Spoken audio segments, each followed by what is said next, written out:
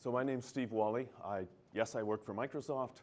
I'm also adjunct faculty at Carnegie Mellon University. What that really means is I am a lowly paid instructor who's doing experiments on students.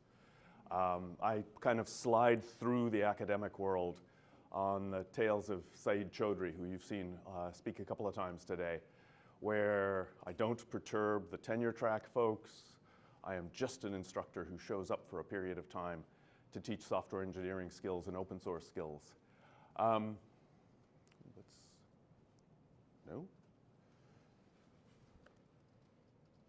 The thing to focus on this is the chicken hat.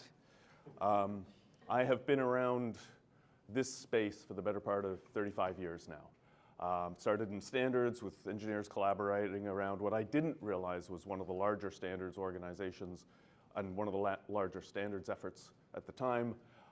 It drifted into the open source world, and I've had a very checkered past there. I've known Denise for the last probably 25 years now, and again, we kind of hold on to each other's coattails as we go racing through the world causing trouble together.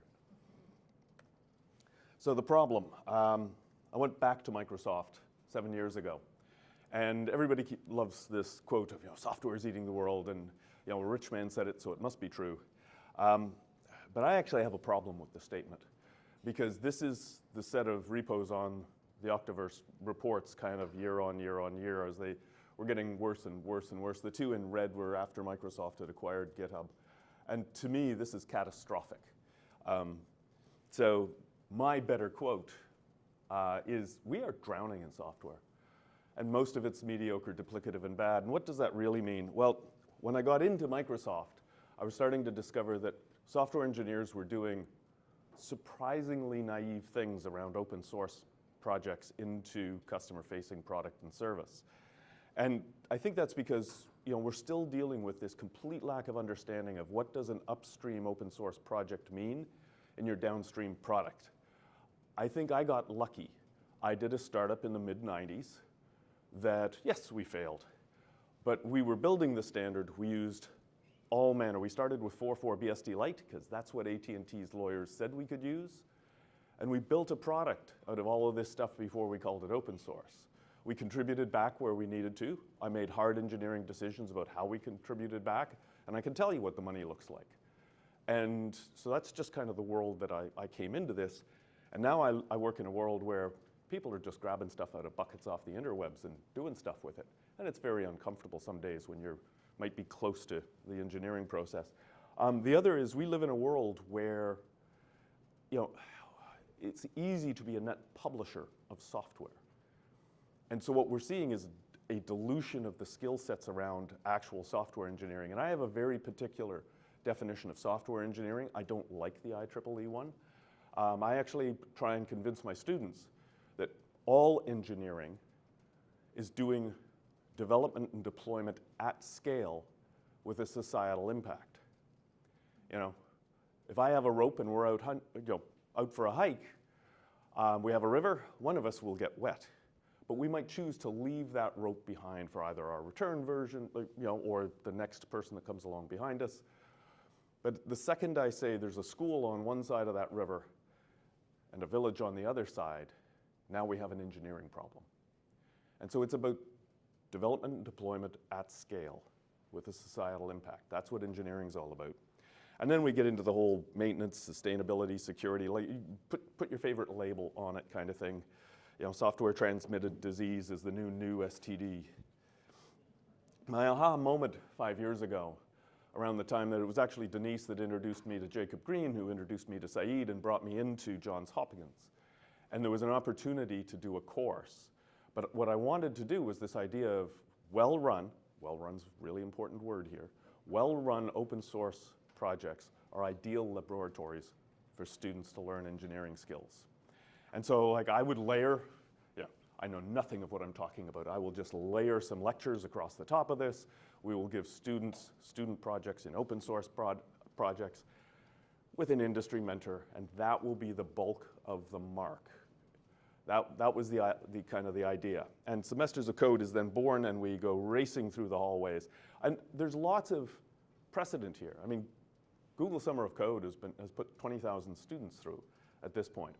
I have encountered many academics trying to teach open source in undergraduate courses, and they're all struggling. And my aha here from coming from the industry side was, let's not try and create an open source project, because that's not real. The reality of the world when you start touching software at scale is very different. So let's go terrify the students differently. So these first experiments at Hopkins, it's January of 2021. We're still under COVID restrictions. Hopkins has something called intersession. First 3 weeks of January between fall session and winter session, they have fun, small, free courses. So we did one on open source. And it was very popular, and so they said, let's do a bigger one. And so we ended up we ran a full-blown course in fall of 21, and then I kind of turned the crank one more time in fall of 22. And this was where we started to get students involved in big projects with their own projects in those. Sizing projects, we got to a point where we thought we could probably get 50 to 70 hours of a student's time over the course of a semester. You know, lab, homework, they're undergrads, they've got other courses banging for their attention. And so I reached out through connections and we found a collection of projects with mentors. And my rule for any of these connections was I need at least 2 mentors and give me 5 student-sized projects, because that way I've got resilience in the system. And it was interesting. I'm layering 14 weeks of lectures across the top of this. Ideas for student projects, we would take anything, including things that were incredibly experimental. Because remember, again, in the real world, there's a lot of stuff that you start off and it's not going to work out. And that too is part of the engineering learning. So we end up in that space as well. Sorry. 50% of the mark is going to be that project. Remember, I'm making stuff up because I have no idea what I'm doing. I've lived in product engineering for 40 years at this point. We made up a couple of class midterms. There was no final exam. 10% was that fun fudge factor of participation. Did you look like you were trying? The mentors were asked to do midterm evaluations, and we kind of gave them just a simple script. And again, none of this has ever been about pull requests. Pull requests are irrelevant in the real world. Yes, hopefully change happens through a pull request, but there's lots of other work in software engineering around that. And again, the interesting thing was I was just asking for comments from the mentors. I'm on the hook. I'm the paid employee of a university who is grading the student in a course. So again, I need to provide a certain amount of liability. I suspect too much of this is my real world experience in products with lawyers. So like I am hyper conservative around how we deal with this to make sure none of my mentors get anything on them. And that has a lot of more fun because, we'll talk about Ireland in just a moment. I want to make it very clear. A couple of people said, so this is just like Google Summer of Code. No, it's not. I have student outcomes I'm responsible for. And the worst case scenario for a GSOC student is a check for $5,000. That's the student outcome. I have to give them a grade. I have to teach them something along the way. So again, there's the fundamental exposure of the program itself is different. We get to the next turn of the crank at Hopkins. I go from 20 students to 40 students. The rough numbers are 20 in Baltimore, but by then, I have met Claire Dillon. And Claire has convinced me that really the University of Galway really wants to be a part of this. And what is a morning class for me in Baltimore is an afternoon class. And we're still under COVID protocols, which says everything's still on a Zoom session. So while I have a room full of students, I still have to do this as a Zoom session. And it still has to be recorded. And so there just happened to be 20 students in Galway that were kind of on the back end of the Zoom call. And I just expanded out the number of projects that we needed. Again, the fun of it was I made sure that I had a University of Galway professor to now protect my liability in this. Because again, it's like I shouldn't be, marking or grading any students in Galway. So, we continue to figure this out. The pedagogy of the whole thing, though, is what actually fascinates me. I don't like being at the front of a room. I know I sound like I know what I'm doing, but I don't enjoy being up here. I certainly don't enjoy being in a classroom. But it's the pedagogy and figuring out how we improve skill sets that really does actually drive me. I am married to a school teacher who spent 26 years in Britain being underpaid as a music specialist. So she beat into me the basic idea of, no, you're not doing a tutorial to a bunch of professionals anymore. These are students. But the thing I came across between that first year and the second year was this idea that all learning is social learning. This is based on, there's an anthropologist in University of Berkeley named Jean Lave. And back at the end of the 70s and through the 80s, she did some phenomenal work that actually caused quite the stir amongst the anthropologists, the sociologists, and the clinical psychologists around learning systems, because she basically demonstrated that everything comes down to legitimate peripheral participation. The way we normally talk about that, if you're not any of those three groups, is mentorship and apprenticeship. And that was what was driving her research. And there's this, she published a lot of books by now, but the first two are the interesting ones. If you're not an anthropologist, they are not a light read, but they are not a long book. I encourage you to give it a try. The other thing that was happening in that space, Carl Wieman is a Nobel laureate that basically, he had this aha moment in Stanford is we've got a pile of undergraduate physicists and they came out the other side and we've brought some of them in as graduate students and they don't know how to do physics. We have a problem. And so they're good physicists. They set up a set of experiments on students. And what they discovered again is if you you force the students into teams and you give the students the reading the night before the class, yes, one of the teams is not going to read it, the other 3 or 4 are going to read it and come away with different ideas, and then you walk into the class and you and the TA actually give them real problems that they will learn their way into. And you wander the desks kind of helping nudge them along when they get stuck. What they discovered is the whole bell curve moved to the right. And not only that, when they retested the students, the bell curve stayed high a year later. So this just seemed to be a better way for students to teach themselves along the way. And it is. In the first couple of classes, I was in the room and I made a statement about the Linux kernel and a redesign back in 2002 to tell a story, and then I realized I'm looking at a bunch of third years. None of them have taken an operating system course yet. My example was useless to them. And so it's that kind of a problem that you're dealing with. You have a Nobel laureate at the front of your undergraduate class. They cannot simplify it enough. So I'm getting very excited at this point. And we also come crashing into this problem after the first 2 iterations of the class where the mentors have noticed a problem. We're now in a situation where students are struggling. We got 59 out of the 60 over the finish line of their student project, but with 4 other courses banging for their attention. It's tough. And remember, these projects, the value of the course for them, the real world learning, is they're probably coming up on a new programming language on the fly, a new tool chain that they've never seen before because they don't know what a tool chain is when they're undergraduates, to understand the open source project enough to then step into the space of figuring out how their project works. This is just too much of a lift. So we get to Carnegie Mellon University. Saeed has moved out of Hopkins. He's gone to Carnegie Mellon. I'm holding his coattails firmly. And we end up in a situation where 2 years ago, the economy has slammed shut, and a group of CMU students have lost their internships. And so the head of S3D's, the department, it's the software engineering department within the School of Computer Science, says, we're going to do an internship. We're making it up as we go. Would you like to co-teach? Because it sounds like what you've been doing.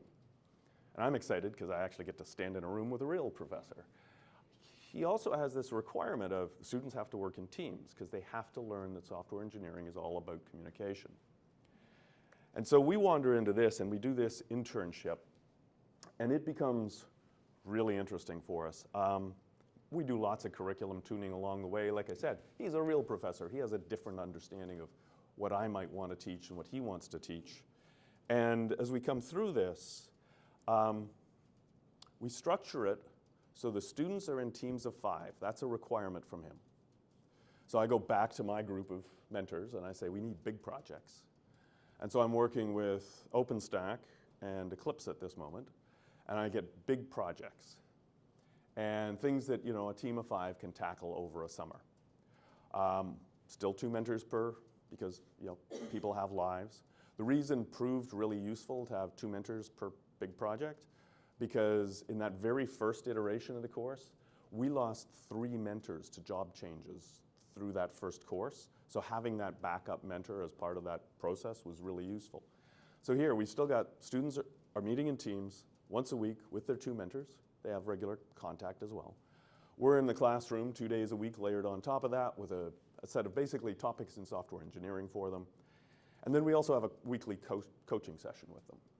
And the weekly coaching session, it's like my co-teacher and I, and it comes down to 2 conversations. The first is, this problem you're having, you really need to take that to your mentors right now. Don't wait for the weekly meeting.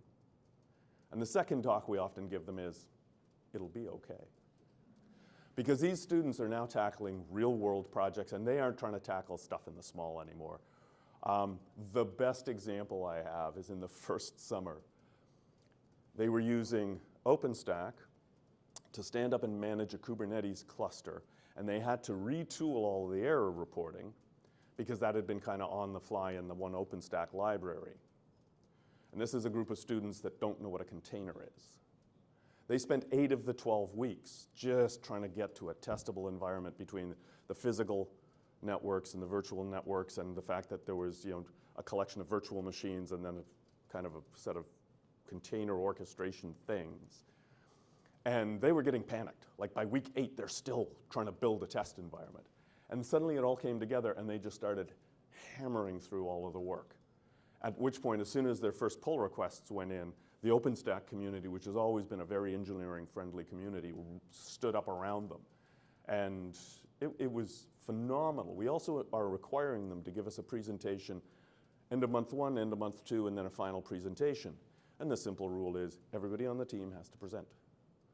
So there's no, we'll get the girl to do it because she's comfortable in front of a room and the 3 of us are going to sit down quietly. No, everybody has to present. And we keep forcing this on them. Everything's about communication all the time. You're communicating with your mentors, you're communicating with your professors, you're dealing with each other, you're doing weekly stand-ups, daily stand-ups for a lot of them. It was fairly amazing what they came out of that with. It is shocking, the difference in the outcomes between the 2 in-term courses at Hopkins versus the twice we've turned the crank now at CMU over a summer internship.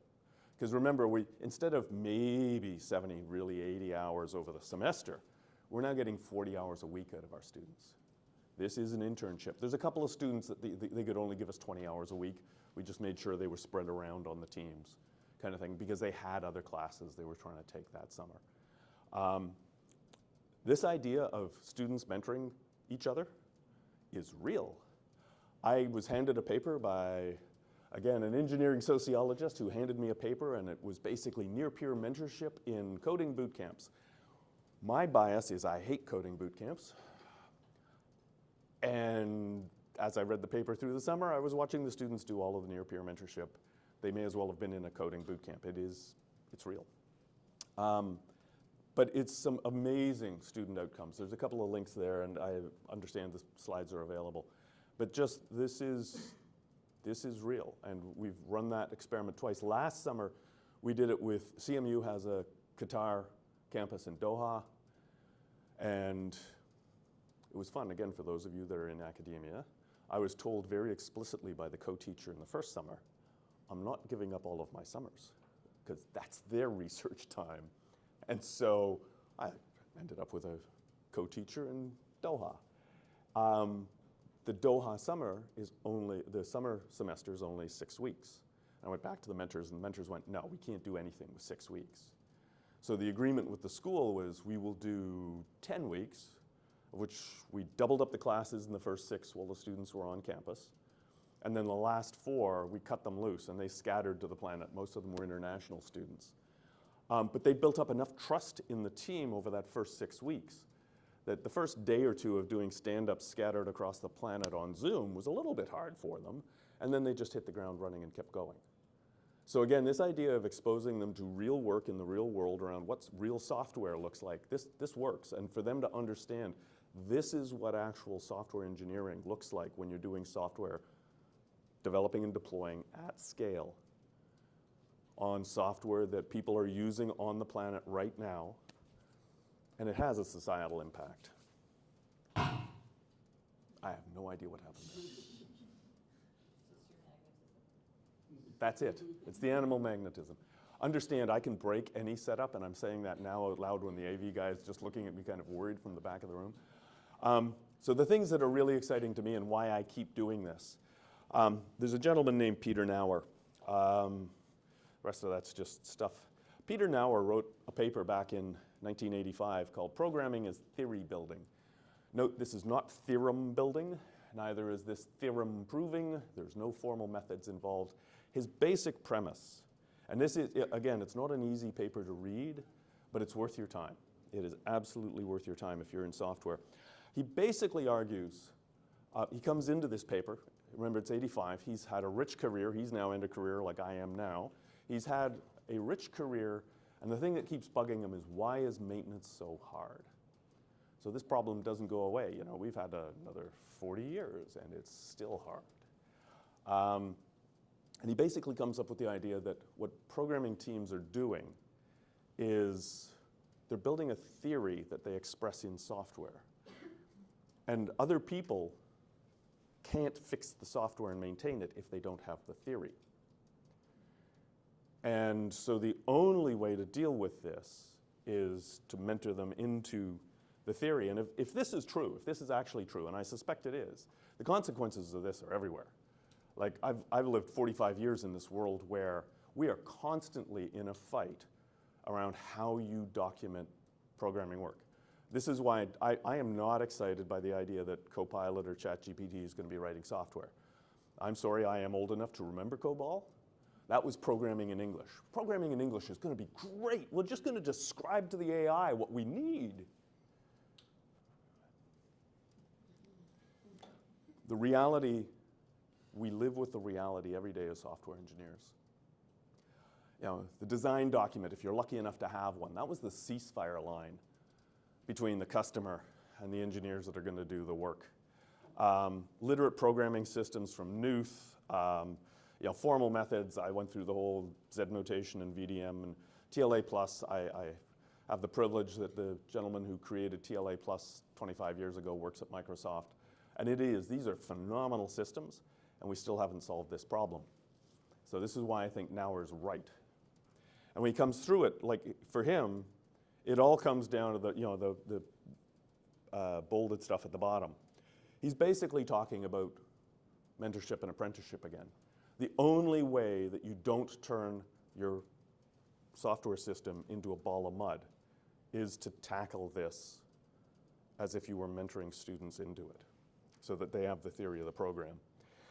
So this, to me, it's not all, you know, I think Jean Lave is absolutely right. All learning is social learning. But I'm at the point now where I believe all software is social software. It manifests really nicely in a well-run open source environment. But all software is social software. And you know, I teach a lot of how to think about software in business to product managers. That's the day job. My teaching in school is my night job. You know, I've always gone through, there's 3 on-ramps you have to build if you're going to build a successful open source project. But the reality, I always talk about how do you encourage people? You know, how do you encourage your user base, your developers, so they can do something selfish and then turn them into contributors? But I could just as easily rephrase that as how do you teach and mentor people into the use of your software? And again, how do you teach and mentor those selfish developers into an experimental place where they know it? Thank you. You know, and I talk about these frameworks for how do you do open source projects upstream, either consume them into your product space, or how do you produce them to then do partner engagement work Again, remember, most of my background is product management. How do you think about these things? Well, again, as you walk your way through, these are all, community systems. And I always bring this slide up when I'm teaching product managers kind of thing, and I walk them through the idea that there's a set of things you have to do to build this on-ramp. But the reality is every one of these things is a social thing. The best social experiment I have ever done in a room full of community managers, 200 community managers a few years ago at the Community Leadership Summit. I gave a brief talk. I said, how many of you, in a room full of 200 roughly, how many of you know how to report a street light out? Because we all live in our neighborhoods. We all chose them for very personal reasons. And about 10% of the room put up their hand. I said, great, put your hands down. Now, how many of you organize the block party? And in a room full of community managers, 2% put up their hands instead of 1%, which is normally what you would have got. And this idea that in an open source project, I came across this 25 years ago at a Usenix talk where the person running a very narrow specialized open source project said, for every 1,000 users, we get about 100 bug reports, of which 10 people give us a patch, of which 1 read our contribution guidelines. And I was sitting beside somebody who ran a very large, vigorous, energetic open source project, and I said, those numbers feel right? And they thought about it for a moment, and they said, yeah, it's always orders of magnitude. And that's the thing. Every time you hear people saying, oh, we have to give back, no, you don't. But what you do need to do is create a community environment where it's easy to give back, and you have to put those things in place, those on-ramps, so that it's easy to grow that project. Because even though it's only 10%, in that group of people, that 10% is moving around constantly as their own needs change. So continuing the experiment, I'm continuing to run the university experiments. We're doing it again this summer. I'm operationalizing it a little differently. I will be guest lecturing without having full teaching responsibilities. We're looking at how do we do it as a boot camp. I've talked with folks that do a lot of work in Africa right now, and they're excited to try and do a software engineering boot camp because it's a non-Western university style setting. And they said once we've put them through a programming boot camp, what do they do? And again, it's because, yes, they now know how to write a program. They don't know how to build software. And then I'm actually looking for to colleagues that we're going to start bringing some of this in-house. Because again, we have this real problem of a dilution of software engineering skill in large companies. And our summer interns are a captive audience. We're paying them to be there. Why wouldn't we layer some work on top of them and force them to work differently together? So that's everything I have to say. I'm sorry. I am trying to stay away from people right now. I've been at 10 different days of 5 different conferences. I have finally picked up a head cold. And so I'm not shaking hands or passing out hugs right now, even though Denise and I really want to have a hug, but it's not going to happen. I don't want her to have this. But so I also have been avoiding, like last night I was avoiding the close quarters of yelling at each other in a pub. But do please reach out. I'm easy to find. firstname.lastname@gmail.com or Microsoft.com. I'm easy to find on LinkedIn. I'm happy to talk further on things. So. Thanks, Lynn and Stephen. I would say we can take 1 or 2 questions during this break, and then Stephen is joining our panel anyway, so he can ask some more at that point. Victor, so your hand up. Hi, thank you so much for your talk. I have a question. Given that there's such an uptake on Copilot in the real world, which Right. I really do not like it. I know many few that don't approve of it. Talk to me if you want to talk reason why afterwards. But for students, especially those who are new going into the industry, how do you teach students or tell them not to rely too much on Copilot and kind of similar tools in a project, because they are not confident when they go into the Right. industry. And I do, like my husband who has had experience with young engineers coming in, or developers, since everything is done, he's remote work from home. Right. So everyone's doing through Zoom. So you're doing doing your pair programming and stuff like that together online. So what he notices is not just him, his other senior colleagues also notice that this young engineer seems to be very reliant on Copilot Yeah. and terrified of taking those training wheels off. And they Yep. don't know how to approach it, but also I think this is where we probably start earlier than that, like back in the college, when these new tools that's supposed to help you, assist you, instead of having that strong foundational knowledge of software engineering. Right. But you're going straight into it and you're getting these blobs of things that sort of work 90%, but not quite. You don't know what's going on. Exactly. How do you actually? So we started that this summer, actually 2 summers ago.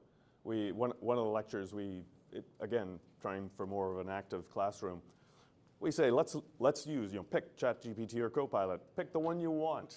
Let's start tackling these simple projects. Again, forcing them into their teams. And they're very excited. Hey, we're playing with AI for like the first 5 minutes. And then they start realizing it's not really giving them the stuff they were hoping for. And like we're giving them extraordinarily explicit problems from one of the programming test websites. So like there's no ambiguity in the exercise. Take that, and like some of them are even trying to just grab it and jam that in as the prompt. And it's not giving them working code. And so again, we also force them through a pair programming exercise for a lecture. And they find that that was far more useful than using the AI generative tools. Now I work at Microsoft. I have a manager that keeps beating into me remember, this is the worst that the model will ever be. But my narrow playing with it is I'm still seeing it giving me code that, because I am a C programmer, sorry. And trying to do anything with Rust, it's like I can kind of read the fact that, yeah, that looks like what I asked it to do, except it won't compile because the Rust compiler is so precise. Okay, so this model was trained on a pile of Rust code, and it cannot give me correctly compilable Rust. That's a problem. And the fact that a lot of them are playing in JavaScript and Python kind of thing. Okay, so now they're just going to hack at it for a while. But for me, living in a slightly more system-centered world, it's like, no, this thing's generating stuff that won't compile. I expect a little more from my expert assistant. But then I'm also old enough I've seen all of this stuff. Every 10 years I get told why we won't need programmers next year, kind of thing. So this is just the latest interesting fad. It has lots of interesting applications, absolutely. Amanda Kasari from Google was talking about what they were doing with the protein folding stuff. There are some amazing things out there in AI, but ChatGPT and Copilot for code generation isn't there yet. In my humble opinion. That is not the opinion of my employer.